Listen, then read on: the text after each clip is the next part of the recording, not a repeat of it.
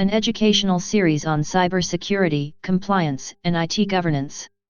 Produced with the support of Freedom Technologies, Phoenix's leading managed service provider. What we want to talk about today is getting back to the roots of the internet. We had this beautiful thing that was built for defense work, and it's been subverted. So let's talk about, if we're willing to actually make major architectural changes, what kind of security could we have?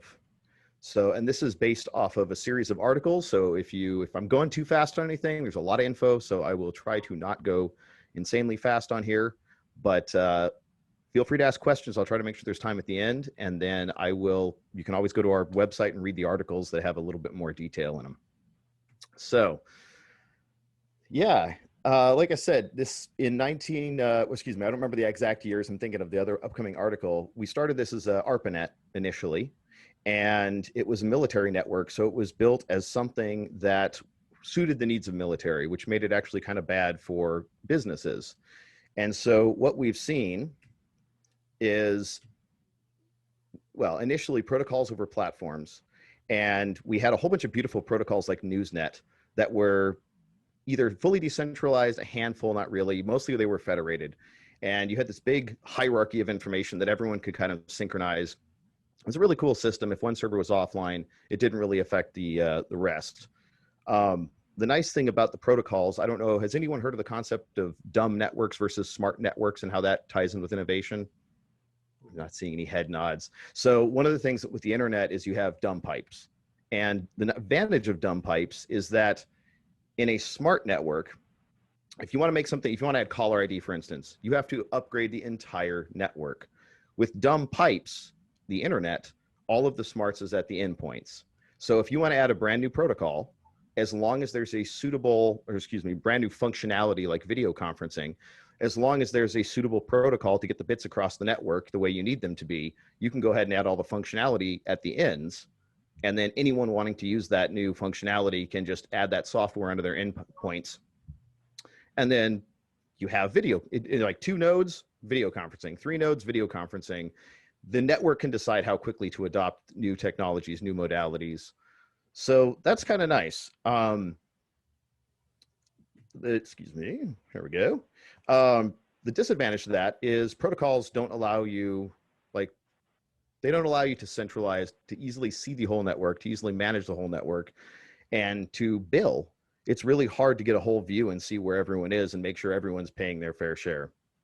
And this article, I'm kind of going a little bit out of order. I didn't have enough time to go over these slides beforehand, but Silicon Valley hasn't innovated since 1978 is worth reading. It's a short article, maybe 7 paragraphs. And he talks about the transition from the initial ARPANET over to something of a more, sorry, I need to mute my phone because hopefully that's not coming through for you guys. But the transition from the military-based system over to today's system of mostly centralized protocols, and how the VC kind of funding model took us away from this pure research of, we have to stay in front of the Soviets.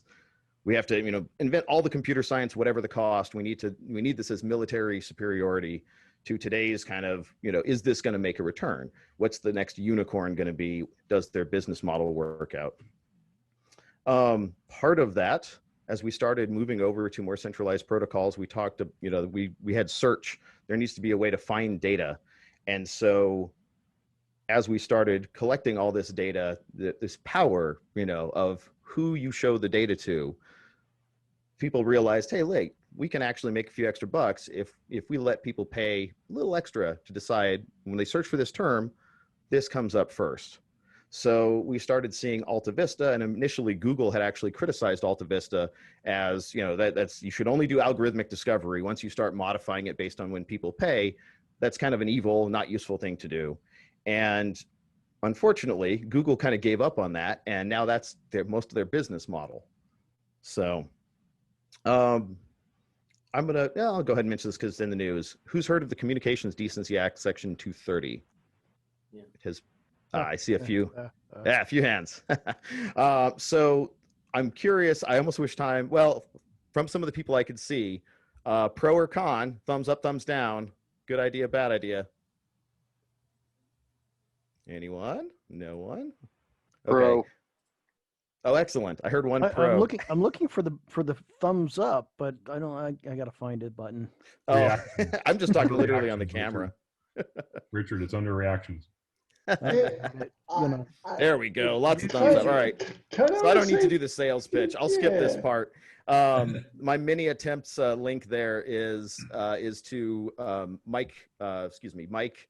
I always get these two confused. Mike Godwin, Mike Masnick. It's Mike Masnick with Tech Dirt, and he has done extensive writing on all different aspects of Section 230. I got to see a SESTA FOSTA talk with him before that got, passed, and they shut down Backpage, and he talked about here's what's going to happen. It's going to be bad.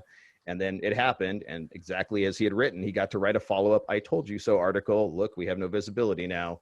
So absolutely should be repealed. Oh, you think it should be repealed? Just kidding. Oh, Well, I'm going to say I think yes and no. I think right now it is critical that we keep Section 230 because the whole internet's based on platforms. You toss that and it just all collapses. However, I think that once we have a little bit more of the decentralized technologies in play, we can go ahead and toss it. And that's a great way to force everyone over to decentralized tech, because the only way to actually comply and not have the data, not have to manage a whole bunch of people's data, is by having it decentralized. So I think it's going to be, at some point, this will be a great way to move everyone over if there's any stragglers on the decentralized tech, but we're just not quite ready yet. Whoop, oh, sorry, I switched focused. Here we go.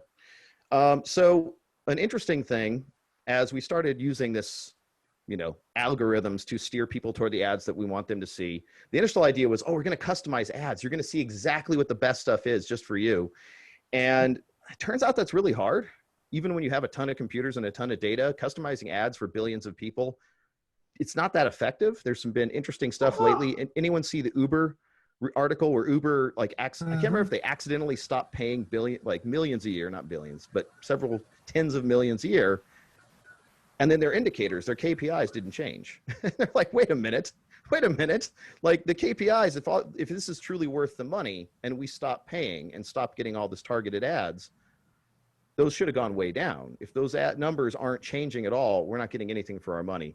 So it turns out what kind of got figured out a while ago was it's a lot easier to modify, to make a handful of ads, maybe a dozen, and then kind of bucket and steer users into those ads. Turns out to be highly effective. And from that, we kind of got into more malicious kind of steering of users. And that's led all the way today to full-on censorship, where we're actually changing not just like what extra stuff we're deciding to put in front of you, but now we're actually changing what stuff you're allowed to see at all, which is a disturbing development. One thing I want to say is, again, censorship, I am of the opinion that it's really a binary thing. It's the same reason the benign dictator problem. If you have a benign dictator, that's awesome. Best form of government. There's no bureaucracy, no screwing around, just make great stuff happen. Problem is, someone's going to replace him eventually, and you're going to have, someone who's not so benign, someone who might be actually downright malicious, and then you have the worst form of government. So censorship is similar. Once you start letting people decide what gets through and what doesn't, at some point that power is going to change. The interesting thing that's being less reported, we've seen obviously a lot of right-wing stuff. I don't want to get into the politics, we're staying away from that. But obviously a lot of stuff being just entire services being kicked offline there. And that's happening in the left as well. It's just being less reported. So now that we've opened this, the bottle here, of course, every time you make a deal with the djinn or the genie, it always goes badly. That's exactly what we're seeing. So another issue we have with centralization is there's a saying that little article came out a while ago that data is the new oil. And the idea is that data is really valuable, but conversely, just like oil, when you have a spill, it's really bad. I would say it's worth going beyond oil. Data is the new plutonium, because like plutonium, if you pile enough data in one place, you're pretty much guaranteed to have a meltdown. You're pretty much guaranteed. And the number in the last talk, what is it, every 4 seconds? Jack was saying there's a breach. Like, just piling that data there creates that incentive to build these massive AI systems to do really whatever it takes to keep getting at that data. So you've created an economic model when you look at the threat economics of this, that highly incentivizes breaches by centralizing data. You also get a little bit more lock-in, which is great for companies, great for that VC bottom line. And then backup's more work because now you have one canonical copy, so you have to be able to get to the server, and you don't already have stuff offline. So there's some counter examples there, but we're going to skip that for now. All right, so if we want to get rid of this, get out of this mess, how do we untangle the web? So I think there are 3 key properties that we need. We need strong digital identity, we need data synchronization rather than login, and we need discovery and curation mechanisms. And any modern communication system must have at least these 3 things. Right now, I don't think we have any of these things, not in any meaningful way. There's experiments, but none of this is widely deployed. So identity. I call this the original sin of the internet because you need identity for a ton of stuff, and it was invented without it, and it still, in 2021, does not have a meaningful identity protocol. So part of that is identity is a very, very difficult problem to solve. So I'm me, right? Well, when I was a lot younger, I was messing around on my bike, hit a patch of sand, got a concussion, woke up a few days later. So I luckily I don't think, have any serious brain damage. But that happens. I have a friend's relative who was in a severe car accident, and she's a very different person. So when you really get into the epistemology of what is identity, it gets extremely difficult. You change over time, sometimes very suddenly, and sometimes just more slowly. But even if we ignore the really tricky parts of identity, what is identity on the internet? And there was an interesting Keybase group I'm part of that's trying to reverse engineer Keybase, because now that, of course, Zoom bought it, they're basically just letting it languish and die on the vine. And one of the more junior guys was like, oh, identity is your IP address. And some of the more experienced guys are like, not quite. So that's routing information. That's not your identity. There are ways of getting stuff to you. There's your IP, there's your phone number. There's different things that are kind of access to you that represent your identity in certain contexts, but that's not your identity. So identity is a proof of existence for lack of a, again, we're going to gloss over this. This could be its own series of talks. The other issue is any way you're going to create identity and do anything with this in a digital sense, it's going to be heavily, heavily based on cryptography. And Schneier's law, anyone can design a crypto system they themselves cannot break. So crypto is, and again, I hate that crypto is being taken over as cryptocurrency. Cryptography, let me use the proper wording. I need to claim that back. Cryptography is very, very hard to get right, very easy to get wrong, and very hard to tell when you've gotten it wrong. So I'm wondering how many people, I'm hoping almost everyone on this call could tell me which is the right approach, encrypt then Mac or Mac then encrypt. Because one of those works real well, the other one basically totally fails at what you're trying to accomplish. Very subtle, very important to get those primitives in the right order. And there's one other thing that's real important about that concept of identity there that I think society continues to confuse. Okay. That is, there is a difference between identity as you in your personhood versus identity as in you as in law enforcement. And are we arresting the right person because we absolutely know that this is the person that did the wrong evil deed? Those are 2 very different things. You can have one correct and get one wrong and put the wrong person in jail. Oh, indeed. Indeed. Or you can have the other one. I would use the term, and I think I have it somewhere in one of these slides, linkability is the issue at here. Yeah. And yeah, we'll get to that in just a second. That's a good point. We'll get to that in just a second. So I would say that in order to have useful communication, you need trust. You need identity to establish trust. This is my ongoing debate. I guess some people told me afterwards, our Eric and I had a little discussion last time. We were a little too cordial. People wanted to see fur flying. So we should probably debate, is it really the humans that are the problem? And I'm going to preempt it right now, Eric. You're not allowed to say it's programmers that write the bad code. Like, well, yeah, no crap.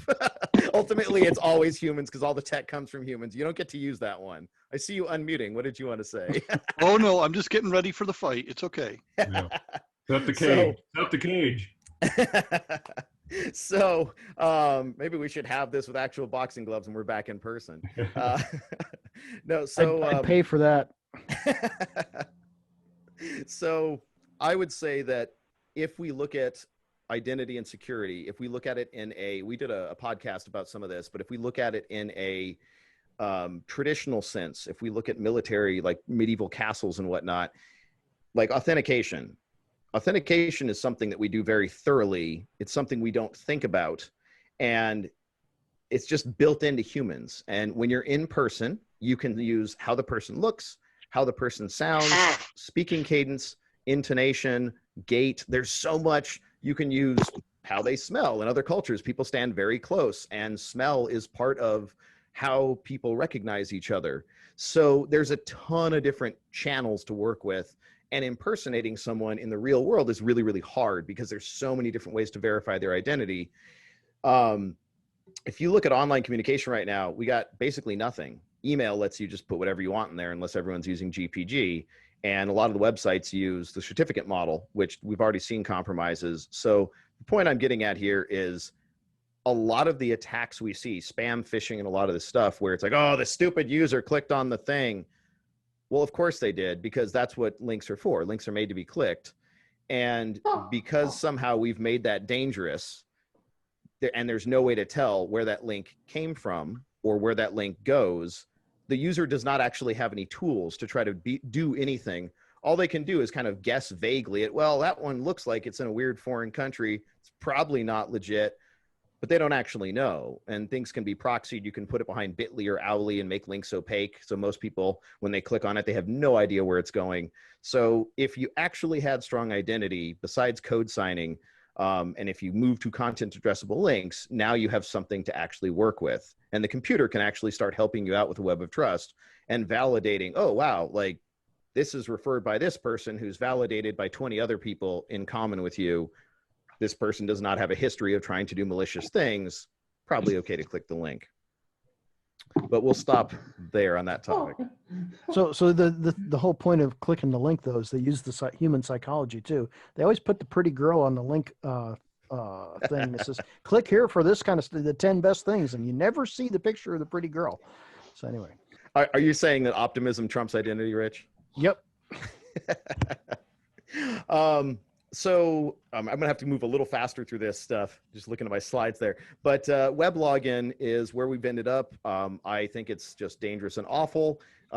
The internet, for a little bit of internet history, HTTP was designed as a stateless protocol so that you could maximize limited server resources and download static documents. Because if you log in, it's like the library during COVID is actually a great metaphor. If only 10 people are allowed in the library, when you're in the library or whatever store, no one else can go in until someone leaves, then the next person can go in. Stateless is more like going up to a counter and ordering something and saying, hey, I'd like this. And they just hand it to you and you walk off. And just other than the time delay of fetching the thing, there's not really a limit to how many people you can serve. So that's great, except now everyone wants to do web apps that are all dynamic and you need to track state. And so we tried to basically duct tape on state onto a stateless protocol via cookies, which is a terrible idea. It's gone about as well as you'd expect. And JWTs, well, we're going to skip that. Also not the solution. Slightly better than cookies, major problems for authentication. Some other important attributes of trust. So in order to have trust that's worth anything, you need an identity you can keep. You need an identity that stays with you. That's what we're calling self-sovereign. So that means you create the cryptographic key hierarchy that is your identity. And you don't have to ask permission for anyone else. You just run the software, create the keys, and you can keep them as long as you want. That little @ mark, whatever at the company, is a big problem because once you leave a company, you're not at that company anymore. That email address is no good. And because email has become a major source of identity these days, that's a problem. That means you can only build trust for a little while, and then you got to start all over again.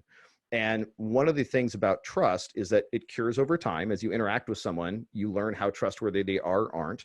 The other thing is that you can lose it immediately. And so that ability, that cost of having to take a long time to build trust, but then being able to lose all of it in an instant, makes it really expensive and dangerous to do shenanigans. And so if we had online identity that could let us build trust over time, then people could be, first of all, you could find out who you're actually talking to cryptographically. And secondly, they would be highly incentivized to be very careful with that identity, because they could lose all that trust and have to work for years to rebuild it. And so again, this makes spam and scams and people who, get desperate and turn from benign to malicious overnight a lot more likely when you have those attributes. Elio, Yes. really quick, the challenge that you have with that is money. If the cost of your identity is exposed through some attempt of either ransom or monetary payment for your identity, I don't care, I no longer care about that identity. And as a result, somebody could then spoof me. So, in this particular case, I hear you, but you still haven't addressed necessarily the key challenge, which is if identity is going to be self-derived and self-trusted, it doesn't necessarily avoid the ability to spoof that identity. And It doesn't, spoofing the identity, the entire trust system breaks down. And I can spoof that identity in a number of different fashions. One, I can go to a family of somebody who just recently died, as an example, and say, I'm going to give you $1 billion for that person's identity, because I know that with that person's identity, I could instantiate $2 billion worth of fraud using the person's identity. So here's what's awesome though, Ed, like, good point, excellent point. But if we have an actual web of trust, then it's a lot harder, because anyone who's connected with that person, anyone can endorse or de-endorse an identity. And just like we have certificate revocations now, if I just went to their funeral, I can go ahead and be like, well, that sucked. They are not alive anymore. And now you can look at an actual web and say, well, wait a minute, the county says this person is dead. All these people say this person is dead. So this other person is claiming to be this person, but wait a minute, there's all these other people I trust saying this person is dead. Or if the certificate has been completely lost, then you issue a new one and you can have people say, this is the new certificate. This supersedes the last one. There are ways to recover that. Yeah, I think where you're driving is you're examining a pathway that will reduce identity fraud risk, but not eliminate it. Well, yeah, I mean, there's always rubber hose cryptography, right? So if you're at that level, if you're a state level actor where you can hire, mercenaries to go in and hold a gun to someone's head, right? Tech can't solve that problem. Right, so, right. But we're at a level today where it's trivial to impersonate someone or grab an identity. So this is a massive improvement. Agreed. But I mean, fair point. Yeah, agreed. Sorry to interrupt you. Keep going. Oh, no, good points. Thank you. I threw this in here, even though it's kind of disjoint, but there's a lot of confusion between pseudonymity and anonymity. There's a big, authentication, strong identity versus anonymity. And the more I've studied this, I think full anonymity is almost useless unless you want to do crime. Pseudonymity is just as good, if not better. And if you look at a lot of the whistleblowers, they leak under pseudonyms, because even if you don't have an identity linked to a physical body, if we don't know who the person actually is, you still want to be able to build trust over time. And as they leak more info, say, oh, this actually is corroborated by this other stuff, or it's a bunch of bull crap, this is some kind of hoax. So I think pseudonymity is fine. I think the other place people confuse this is in blockchain. And I could do an entire talk, and at some point probably will do some episodes of our podcast. We've done a threat modeling one already. But blockchain, one of the many, many problems with blockchain is that everything's out there forever, and it's not anonymous, it's pseudonymous. So you're only protected so long as no one is able to go ahead, as was it Samuel bringing it up earlier? Yeah, once they find out that's you, that's your Bitcoin wallet, that is kind of a strong proof of identity. And once that can be linked, there's no way for you to argue that in court that it's not you. The best you can do is, along what Ed was saying, oh, it got stolen. It wasn't me using it. It was someone else. Because the crypto, like, unless someone has access to a strong cryptographic key, there's no way to impersonate. So I'm glad to see that you brought this particular slide up and explained this. But I'll just say that, let me say I maximized these two concepts here very well for your tax dollars hard at work for my 28-year career in the FBI. Outstanding. Yeah, it's great, right? You guys don't have to worry about chain of custody. It's cryptographically assured. It's beautiful. And then even people with really good OPSEC, let's remember Osama bin Laden, right? We didn't look for him. We looked for the hole. Oh, why does that house not have internet? Interesting, right? And so even if your OPSEC is like perfect, if you've ever interacted with someone who doesn't have good OPSEC, pretty much screwed. So keep doing crimes on the blockchain. Help the FBI out. Yeah. All right, second thing, data synchronization. So I think that synchronization is better than login. What do I mean by this? Well, first off, login is really dangerous. This is a terrible idea. That's a holdover from the days when computers were massive. They were massive basketball court-sized things that, I mean, they're kind of going back there, some of the big ones. But just to get anything done, you had to have these huge things. They were too expensive for anyone to directly own other than organizations. So everyone just logged in over dumb terminals. Then we moved to PCs, and suddenly you had enough compute power and storage at your desk to actually not have to log in to anything, which was good because the internet wasn't really available for a while there. But login, to me, logging in and allowing someone to perform commands is a terrible idea.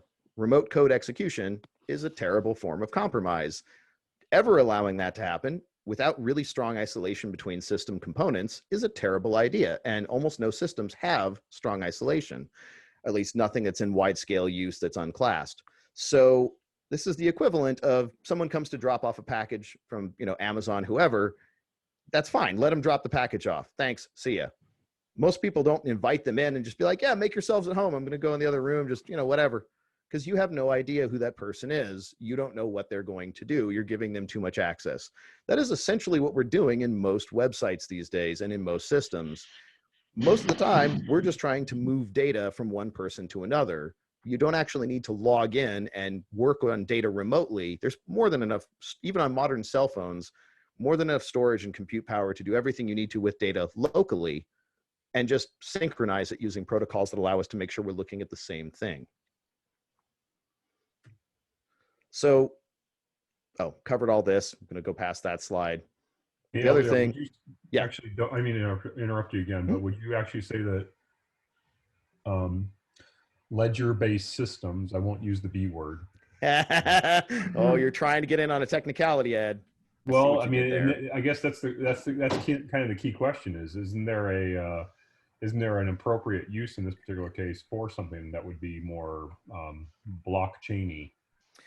I would argue there are other constructs that we'll actually get to on a subsequent slide, like Merkle DAGs and CRDTs and operational transforms that can give you a lot of the same benefits without all the major downsides of the blockchain. Got it. And anyone who's going to immediately throw out private blockchains, what are you talking about? No, just no. Yeah. If you do a private blockchain, you now have all the energy waste of these insane consensus protocols for no benefit. The whole point of wasting all that energy to do consensus is to avoid proper merge semantics so you can have a, quote, trustless system. If you trust all the nodes in the system, why on earth would you waste all of that electricity and compute? That's just stupid. Run a proper sharded database that scales. So because you can, because you want to. Yeah, because we have computers, because it's worth it, right? WIRTH. For those that don't know, Wirth's law. Even that's the only thing you can get funding for if it's got the blockchain. That's right. That's right. It's got to be blockchain, IoT, post-quantum, robotic, AI, and then you get all the money. Look, dollars have started falling. It's a conspiracy by the electric companies. That's right. Some of them are getting terrified and almost falling over. Damn it, Elio! You made me take a drink because you said Merkle bag in the presentation. And I don't even have the Merkle bag picture handy. Chris, did you want to say something? No, I was just saying it's a conspiracy theory by all the electric companies. They want you to do blockchain so they can make more money. Yeah, they're, like I said, they're actually falling over. That was a major problem in Venezuela when their economy collapsed because electricity was free. People just started setting up Bitcoin mining things and basically stealing electricity and turning it into currency, which was great for individuals, but was really putting a hurting on their grid. So, and for anyone, since we're on the subject, screw it, let's just nail this thing down. For anyone that's going to say, oh, well, proof of work is so passé. There's proof of stake, there's proof of burn, there's proof of X for all the other dozen X's. They all are horrifically wasteful. Choose a CRDT or a structure that actually is designed to handle merging data. It's a thing. Yes, it's hard computer science. It exists. There's no reason to do a consensus protocol. All right, I thought I saw someone else. We're going to move on. Let's see. How are we doing? Okay. Oh. I'm halfway through the slides, but not a little more than halfway through the time. Yeah, Dave, go ahead. No. Oh, okay. I didn't know. Shit, I didn't know it was unmuted. I'm sorry. But Yay, technology. you said electric company, and the only thing I could think of was the hell with that. I want Sesame Street. So, all right. So, decentralized. It does work. Anyone remember a decade or two ago when 60% of the internet traffic was BitTorrent? It was. And then what happened? Well, Netflix came along. No, they didn't. Netflix came later. I was going to say Pornhub, but you know. BitTorrent had all of that covered. It worked really, really well. And if you wanted to share a file, you didn't have to worry about paying for cloud hosting or that shenanigans. You just put it in a BitTorrent seed and people would start grabbing it. And there's this cool little thing called the tit for tat protocol that made sure the network was balanced, that if you were leeching and pulling data down, it made sure that you had to give an equivalent amount to that node to make sure all the traffic on the network was balanced. And it worked really, really well. It was most of the internet for a bit. It worked so well that the MPA, the Motion Picture Association of America, and the Recording Industry Association of America really weren't needed anymore. And they didn't like that. So they paid tens of millions a year, and I believe still do. I forget the firms, but they have firms that are trying to actively attack the Nutella network. And it like any song you ever, if anyone was using LimeWire and, you know, the Nutella clones out there were dozens. LimeWire was the most popular. And you downloaded a song and it was messed up. It had the like pops and clicks and other garbage in there. That wasn't because the network was broken. That was because a company inserted a broken song in there, like literally billions of them, to try to make sure that it was really hard to find songs that weren't broken, so you'd stop using the service. And between that and the traffic shaping to slow down the protocol drastically, it worked. They put the genie back in the bottle. And now BitTorrent is a very, very tiny blip. It's not dead, but it's not 60% of the internet anymore. So never underestimate the power of big companies, MPA and RA. They actually just tried to kill YouTube DL, which has a lot of legitimate uses, but that's a separate thing.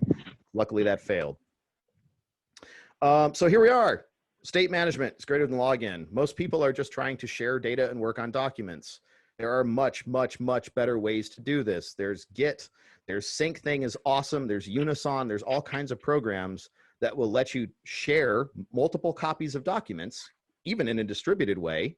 In the case of the Linux kernel, Git, thousands and thousands of developers globally all coordinate and maintain a huge collection of files, millions of lines of source code that have to be all perfect to the semicolon or the thing won't compile. And it works great. They've been doing that for years, for decades actually. So the great thing about state management versus login is your attack surface is real tiny because no one's logging in and walking around. They're just, here's some data. Here's what you need to bring your stuff up to date. What do I need to bring my stuff up to date? It works extremely well. So again, Merkle-DAGs is what Git's based on.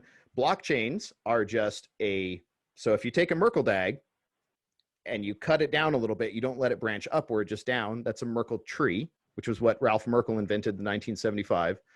And then if you cut it even further and just say, okay, it can only be a straight line that just goes straight down, that's a blockchain. So all of the advantages that blockchains supposedly have, you get with Merkle-DAGs, but you can model some knowledge semantics that blockchains just fall over on. They're just useless for.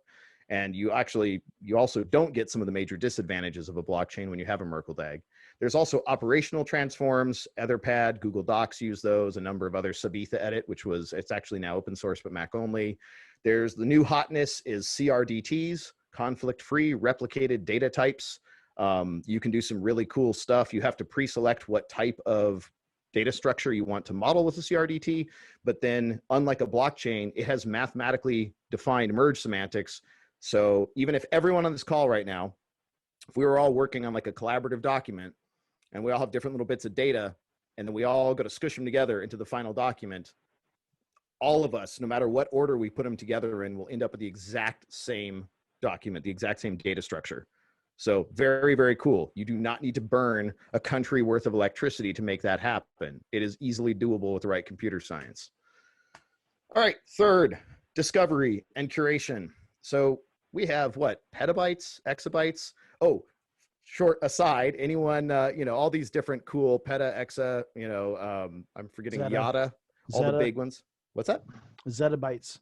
Zettabytes. You know what's bigger than a zettabyte, Rich? My dick. What? A I was waiting hellabyte. for the Yo Mama joke.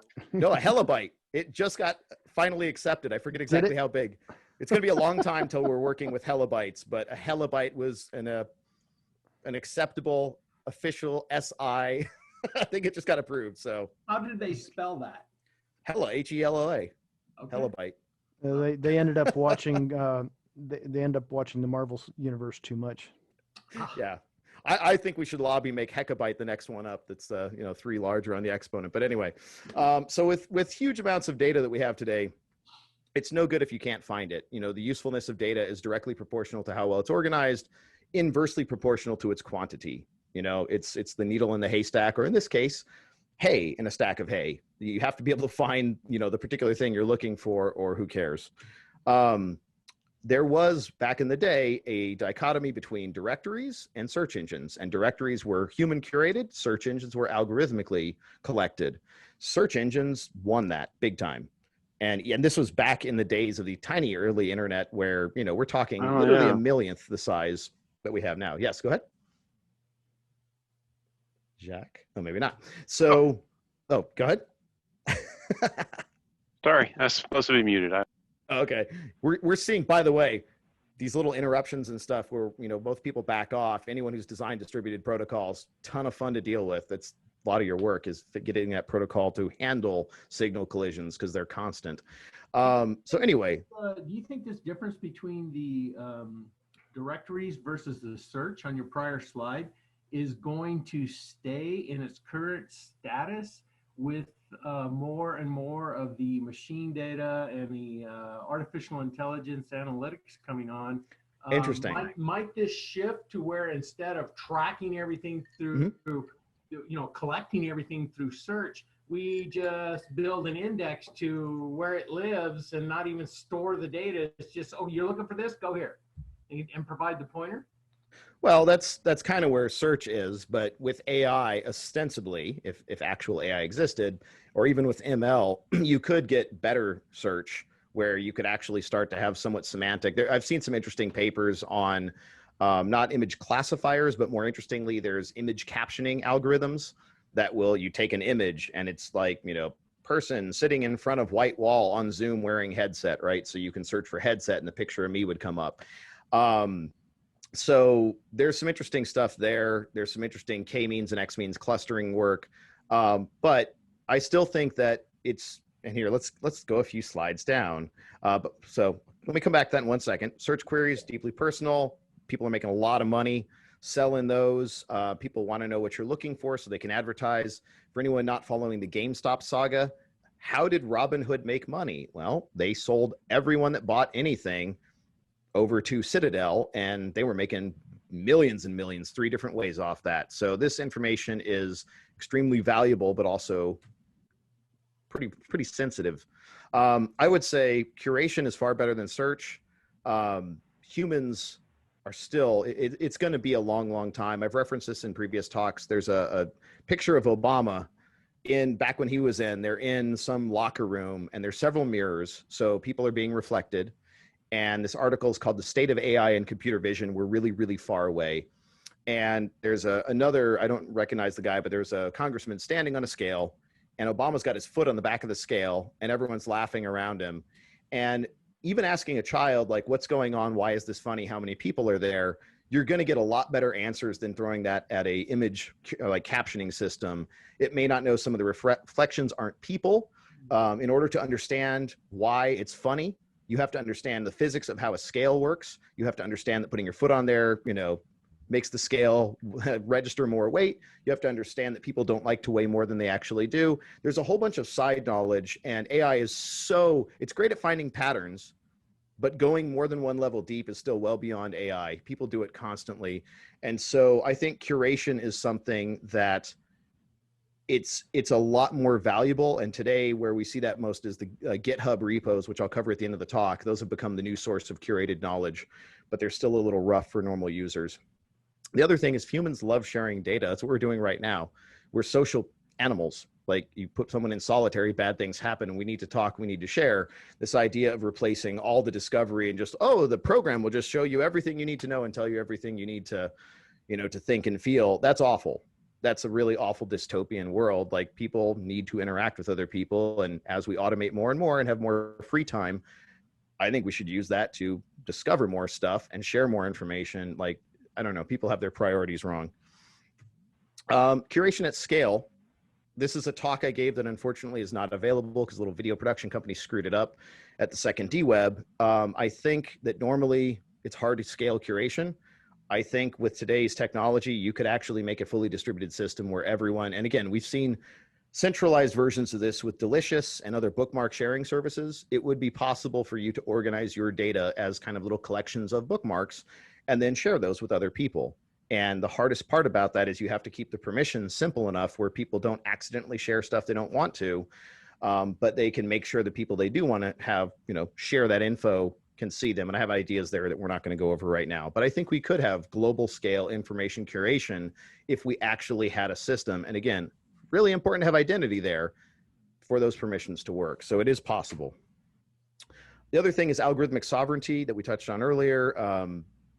It's problematic that people are stuck. Whatever they type in, they get shown whatever the highest bidder told them to look at. And we've seen some really, if you asked me 3 years ago, what's the biggest threat facing cybersecurity? Like what's the existential, like what'll wipe us out as a country? I would have said, oh man, it's definitely infrastructure attacks, like, you know, make Palo Verde melt down and wipe out Phoenix. If you ask me today, it's psychographic warfare. It's the stuff where we have people on totally different planets in the same country that don't believe anything the other person has to say, that have totally separate facts, totally separate little bubbles and live in different worlds. That is the most damaging thing you can do to a country, is attack the trust that creates a country directly. And we've created super weapons in Facebook and Google that are that, and they are being turned against us. And I think that is our biggest threat. So getting back control of the algorithms where you can have some say and understand sovereignty and transparency for algorithms, where you can have some say in how the data is exposed to you and some understanding of why that data was shown to you, rather than someone paid the most. All right, so distributed systems. Here's some examples. There's plenty more on the website. That'll give everyone the link at the end. Freenet, Radical, IPFS, Secure, Scuttlebutt, DAT, Off System, etc. There are dozens and dozens. These are some of my favorites. I'll go back over some of those a little later or in a subsequent talk. Freenet's the granddaddy. It's been around forever. It's amazing. It has an ick factor that we'll get to. Radical's pretty cool. IPFS is a little overhyped, but still good stuff. And anyway, we'll get to the rest later. The main difference here is federated versus centralized. Mastodon and email are great examples of federated, where everyone, at least in theory, anyone can set up their own server. The problem is you still got to administer the server, and not everyone can do that. So better than nothing, but not as good as fully distributed. Freenet, if you could figure out how to install it, which honestly is not that hard, but it is just hard enough that most normal users won't. You don't have to do anything. It just starts looking for nodes. It just starts bootstrapping itself. It works. Bittorrent is similar.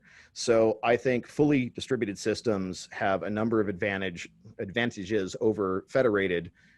Again, no need to administer. They can be higher reliability because all you're doing with a federated system is you're having a whole bunch of central servers rather than one.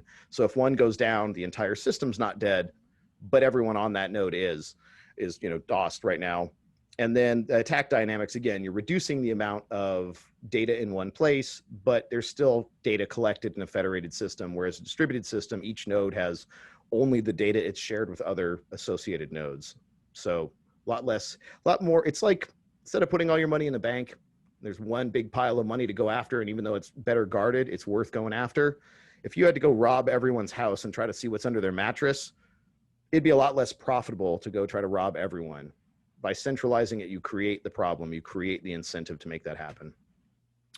The other thing you get is, especially Secure, Scuttlebutt, Git, and a few of these other things like Radical, they're offline first. So you can use the system with no internet. All you need the internet for is actually synchronizing with other nodes.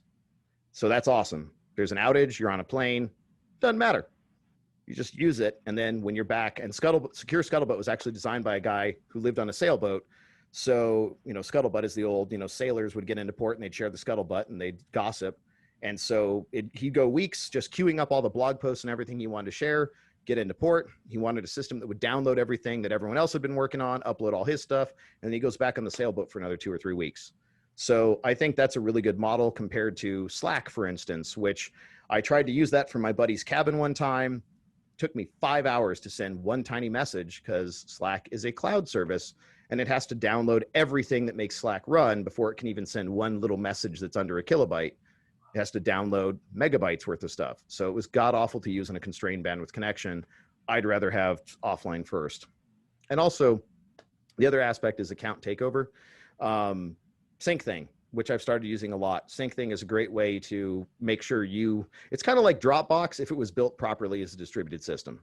So we can, if we exchange node IDs, we can set up whatever folders we want and share them to anyone in the group. And then whatever people do to the files in that folder get synchronized across all the nodes. And so if I disconnect and stop using sync thing, all the data is still there. I just don't get anyone else's new changes. They don't get my changes. I don't have to run and try to download all the stuff from a cloud provider because they decided to shut down the service and they're giving you a month to download all your data and everyone's making a run on that provider, so good luck.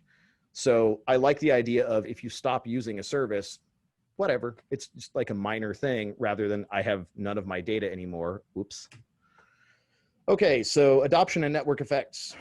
So this is all cool stuff that we've talked about, but it's not out there. And part of that's the RA, MPAA, but it's not all of it. So if we're going to have people use this stuff, it's got to be easy to install, to use, and then it also has to be reliable and trustworthy, or people aren't going to want to use it if it keeps losing their data. So yeah, we kind of covered this. I'm going to rush through these last slides so we have time for hopefully a tiny bit of Q&A. It's got to be easy to install. There's app stores and package managers and all that. That should be a solved problem. Again, it's got to be easy to use. Sadly, easy to use probably means it looks kind of like Instagram, Facebook, whatever. That's what people are used to. It's not just about overall friction and number of steps. It's about what they're used to. And then, of course, trustworthiness. This is a great article, Psychological Safety and the Only Pyramid Scheme That Works. Basically, the point of the article is the more you can trust something, the more convenient it is, the more you use it. It just kind of like if you use a word processor that never loses your data, you're going to start writing stuff in there. Whereas if you fill out a web form, you hit the back button or hit the delete key and it goes back, you lose everything in the form on some, online cloud editor. You're not going to use that. You're going to start using the word processor to set everything up and then paste it in to the other one. So the more trustworthy it is, the more dependable a technology is, the more people are going to go ahead and build on top of it and use it for everyday things. Okay, this is a part I kind of debated putting in, but it's starting finally to get on the radar. So systemic balance is looking at the entire impact of these new technologies.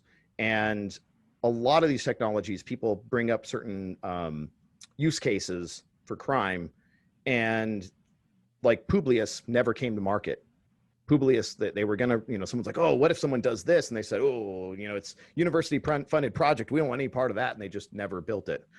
So if you're gonna build a system, this is something they do in other sciences called a broader impact statement. And like, besides just thinking of all the stuff you're gonna tell your VCs to get piles of money, what's all the horrible things like Facebook, oh, we're gonna get everyone's data. We're gonna be able to like advertise to everyone.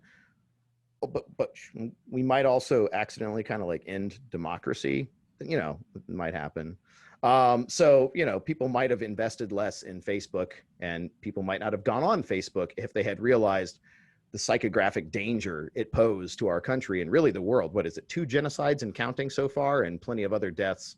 So Facebook has done real harm globally. It's not a theoretical, it's not an abstract idea. It has caused quite a bit of death already and will probably continue to cause a lot more over the next decade.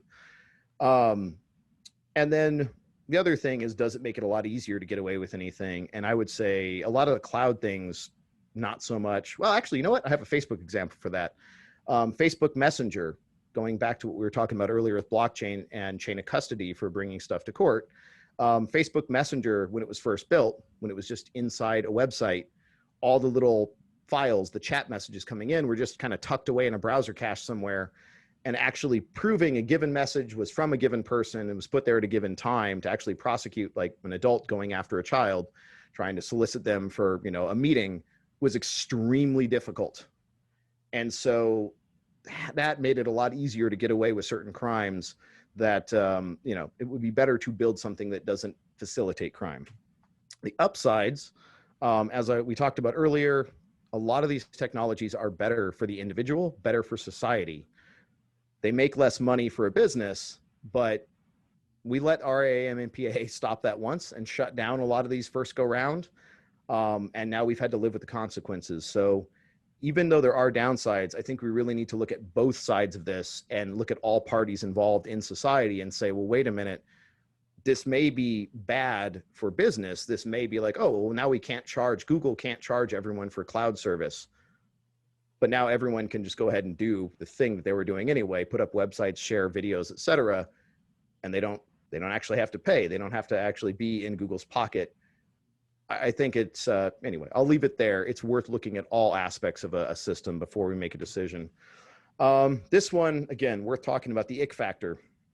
I had not I had not really thought about this until I met the creator of Off System, and he said part of the reason he built Off System was that with Freenet is extremely anti-censorship. The threat model is actually designed to go up against nation states and keep you safe from linking. If you don't do anything stupid, Freenet allows you to create a pseudonym and share data, and it makes it very, very, very hard to link that pseudonym to the real world. It's a lot harder than Tor. Still not impossible, but harder. And there was a paper, actually, a police department, forensics department put out saying, oh, look, we figured out how to do TTL triangulation, and yeah, we can reliably unmask Freenet users. And the Freenet devs came back. This is a great blog post. They're like, well, that's cute and all, but you know, that was part of our threat model. So we actually do probabilistic decrementing of TTLs. So here's the actual math on trying to do triangulation. And as you can see, it's really, really, really hard, even with high network visibility. So it doesn't actually work. So hopefully you didn't lock anyone away based on this kind of analysis, because it's wrong. So Freenet has a lot of stuff in there that makes it super, super hard to shut down, extremely hard to censor. Just the act of looking for data that you might want to censor actually makes it more available, which is really cool. Data basically auto scales, you know, like or similar to, or maybe even better than Bittorrent. So if you wanted to share just a personal website, that's really cool. You don't have to worry about, you know, your bill, your cloud provider bill just going to the moon. You put data on Freenet, the more people that are looking for it, the easier it is to get it. And the cost is still zero because everyone's collaborating and swapping data on the system. The problem is Freenet also, in order to achieve these things, it just randomly swaps encrypted blocks. You have no idea what they are. No one has any idea what they are. It just, that's what it does. It randomly moves blocks around. And because even an encrypted block still has a one-to-one relationship with potentially illegal data, it's possible to figure out, even if you don't know what's in the block, that the block is still illegal data encrypted. And so hopefully the defense with Freenet is like, well, I didn't do that, right? If I haven't gone specifically looking for that data, of course, I mean, this is how it works. Of course there are blocks in my system, but I didn't ask them to be put there. That's just how the system works. But still, that ick factor of, well, there might be some really nasty stuff in those blocks, that's enough to turn off people, say, you know what? It's a little hard to install. I don't want to just even slightly help out this kind of stuff. I don't want to touch Freenet. And that's where stuff like Off System, I could do a whole nother talk on Off System, but it's really fascinating mathematically. I got a PhD mathematician friend and I who are kind of modeling it right now. Anyway, very cool system. It's called a BrightNet, and I'll stop there. But it doesn't actually ever have data on your system. So Off System does not have the ick factor there, you know, that contraband data. It's not even on your system, not encrypted, not in any other way. You could potentially use it to pull whatever data, but the data is not ever on your system. So you're still, I mean, I guess you could say if the system's in use, you're still facilitating to some minor degree. But yeah, if you're paying a phone company, then you're facilitating crimes people commit over the phone. So there's always that. All right, that's about it. Just barely made it, 2 minutes past, 3 minutes past. So on our website, we have on the resources page, a huge list of reading materials. that I just put up today. They are somewhat organized. There's a list. We're out of time, so I think I'll rather take questions than go through some of the more interesting projects like off system and kind of the history of how we got here. Again, if you missed anything, if I went a little too fast, wasn't enough detail, we just published a set of articles today, actually one a few weeks ago and then one today, about these kind of technologies. And I'm gonna have to pull those up while I'm taking questions because I'm blanking on the name. But they're not the education article, they're the two around it, sandwiching the education article. But plenty more stuff. We'll be doing a lot more with podcasts and other recorded video segments, and a lot more articles about these topics going forward. And we have some interesting initiatives as well, regarding some of the defensive security that was talked about earlier, going even further and looking at system architecture changes. There's a really cool OS called Theseus that's research-based, that's really fascinating. If anyone likes the idea of restarting any component of the system without losing any data at any time, check out Theseus, pretty interesting. So that's all I got. If we have time for questions, John, I don't know how much longer you want to keep it going, but I'll take some questions. Got a little bit. I do have to break away here in a few minutes for migration, but yeah, questions for Elio?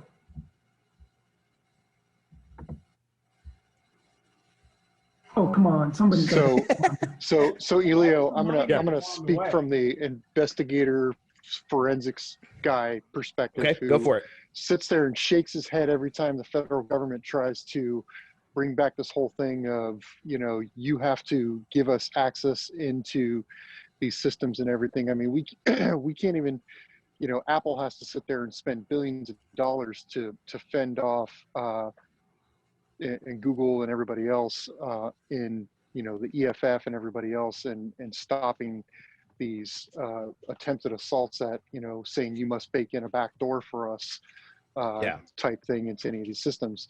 I mean, obviously, I think that's a huge probably factor that slows a lot of this type of development down and getting us, you know, to the point that you've been describing, to a good future state. And, you know, for me, I'm always, you know, I like the challenge when I can't get into something and I got to figure out a way to get around how somebody's trying to conceal what they're doing. So for me, it's a challenge, and I, you know, I don't think compromising privacy and everything is ever a good excuse in the name of, you know, quote unquote justice. But what's the counter argument, the defense to these uneducated lawmakers who will continue to try to fight against anything, you know, anything like this, and you know, the agencies that put this stuff on, you know, in these people's ears, saying, you know, we're crusading against all the bad guys, and they completely ignore all the truly larger harmful effects of not having a secure, a truly secure and a system in place. Yeah. So I'll go ahead and take that. And I guess since I actually talked to someone, I will give a trigger warning, even though I'm generally not a fan. I tiptoed around some issues that I will go ahead and use the standard terminology for here in just a minute. So if you have a background of certain types of abuse, maybe mute it or tune out now. So yeah, that's always the first thing that comes up. Any of these systems, that's what killed Publius. Is the current term is CSAM, child sexual abuse material. You know, child porn is the common one. And everyone always asks, oh God, like, what are you building? Like, you know, what are you going to do? And I had one guy come up to me after a talk and he's like, I'm thinking of building this system, but I'm really worried after what you said that I'm going to be facilitating all these horrific crimes. And this is why I put in that talk, let's look at the pros and cons, because right now, this idea, what you're talking about with, you know, the crypto wars, what are we in round 3 at this point? This goes back many decades. It goes back to the Clipper chip and key escrow. And it goes back to this idea that, you know, the government, and there's Kalia. Everyone forgets about Kalia. I see all these friggin' ads for encrypted stuff. And they're like, we're end-to-end encrypted, which of course, anytime anyone hits you with end-to-end encrypted, the first question out of your mouth, smile or frown or whatever, and then immediately ask them, cool, how are the keys managed? It doesn't matter if it's end-to-end encrypted, depending on what your threat model is. If your threat model is keeping some rando on the internet out of your stuff, okay, fine, great, it probably works for that. If your threat model is, and your adversary is the company itself, like Facebook, which has a track record of doing all kinds of malicious shit and lying about it and only kind of changing when they get caught, kind of, sort of, then if they're generating the key and seeding both devices, it does nothing. They have the key. The difficulty of them getting in is basically zero. That's the whole point of key escrow that we wanted to build into all the telephones back in the first crypto wars. And the reason we didn't is because any organization, any government or any other organization is a conglomeration of people. They come in, they leave. We do our best to try to see if they're trustworthy, but that can change overnight. Someone can go from trustworthy to non-trustworthy. And so you cannot guarantee, if you have more than a handful of people, even with 5 people, it's hard to actually guarantee that everyone's trustworthy and doing what they're supposed to be, and can't be, as I think Ed talked about earlier, rubber hose cryptography. Can pressure be applied to get them to break those rules? And in most cases, yes, it can. So this idea that we could have key escrow and we could have these back doors and ways. So let's start with key escrow, because that's the less nefarious one. Is we will have strong crypto, but then the government or some party always has to have a copy of the key. So if we need to break in for law enforcement and see what people are saying, then we just grab the key and decrypt. And ideally there's a court and a subpoena, and they have to actually go get a warrant for it, ideally, but probably not based on a lot of other stuff we're seeing. But the problem with that is, again, they're a big org. At some point, someone's going to screw up. Those keys are going to get out there. And then our adversaries, who are highly capable, as the previous talk, I think I was just smiling ear to ear during the previous talk on those numbers of a breach every 4 seconds. And just because we just wrote a series of articles, our first major 3-parter articles talking about the cyber pandemic, how cybercrime, if you modeled it mathematically, it would be an exponential curve. It's just exploding right now, and each advance makes the next advance even easier, and it increases capability. And people on that side of things are really good at sharing information and innovation, and they're moving a lot faster. The computer science, if you want to be cutting edge computer science, go do cybercrime. If you just want to recycle the same crap day after day, and just try to make duct tape systems together, try to kind of get them to work and not fall over, and when they burst into flames, run over and try to put them out before anyone notices, go work at Amazon or any of the other big tech companies, because that's the day-to-day. And so this idea that you could, keep the cyber criminals at bay, these highly, highly advanced, extremely well-funded nation-state level adversaries, and you could actually keep them out and not just have zero security at all, that is just a fantasy. And anyone who believes that, whatever they're smoking, I will take some. That's good stuff. And the only thing worse than having no security at all and knowing you have no security at all is when you think you have security, because then you go ahead and you share information that you think is secure, just like all the morons buying drugs on the the dark web with Bitcoin, which is just awesome. I'm like, you do realize it is the whole sales pitch is it's an immutable ledger. It's there forever. And Bitcoin and any blockchain technology is super fun because it has all of the downsides of a centralized system with all of the downsides of a decentralized system together in one really horrifically almost useless system. So all the data's in one place, just like a centralized system, so it's easy to do analysis. But all the data, that one place is also every place. Anyone setting up a full node has a full copy. So you have this insane system where someone, NSA or someone just curious, can set up a full node, get an entire copy of the chain, and then drop off the web and go dark and crunch it as hard as they want to forever. And you'll never know. You have no way of knowing if they don't keep it connected.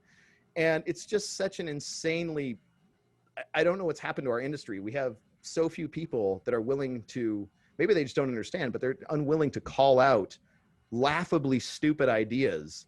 And I always tell people it's blockchain could have been invented decades ago. The two things that kept that from happening were, one, we didn't have enough compute to be able to piss away that much compute power and still get useful work done. And secondly, no one was dumb enough to try. But of course, the same thing with the cloud. You know, Microsoft pitched that, and then we didn't do that the first time. So anyway, I think that the only thing I'll end with, just to put a ribbon on it, the key escrow is a terrible idea. The only thing dumber than key escrow is mathematically weakening crypto systems, because then you don't even have to break in to steal the keys. Then you just have to find the actual flaw in the crypto system, and differential cryptanalysis, phenomenally powerful. So if you don't think people can't break a crypto system, yeah, and you won't know. That's the problem with weakened crypto versus key escrow. With key escrow, you might know that someone broke in and stole all your keys. With a weak crypto system, they'll read through all your stuff and you'll never know, other than, oh, wow, how did they know that? I thought that was encrypted. Anyway, so that's a reasonably short-ish but comprehensive overview. Hopefully that answered your question. That sounds like a tee up for maybe another presentation. I will come bash blockchain. All right. Like I said, we did a threat modeling thing on our podcast on Code and Chaos under fault tolerant, and we had a really good time. There's a ton of ways to attack and destroy that system, especially if you're a nation state, and just take the whole thing down if you wanted to.